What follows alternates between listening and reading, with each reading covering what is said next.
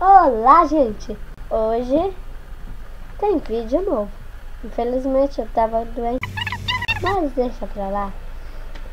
Então, vamos aprender como fazer um barco de papel sem bico? Então, eu pego, estou com a folha de papel e jogo exatamente até o meio.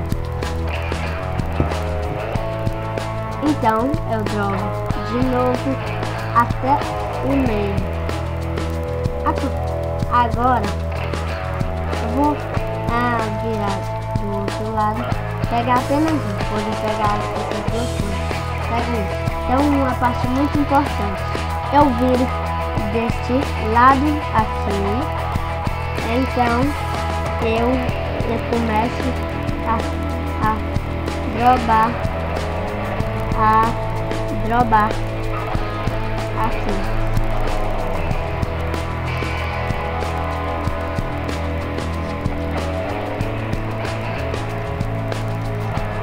Tá bem? Agora eu drobo ao meio e está quase pronto. Drobo esse aqui. Tá vendo? Dobre os dois lados. Pegue e deixe essa linha até o meio, os dois lados. Vire do outro lado e dobre um pouquinho, só um pouquinho. Se for demais, pode prejudicar, pode não valer nada ou nem adianta ou piorar as coisas. Então, aproveite, faça as linhas aqui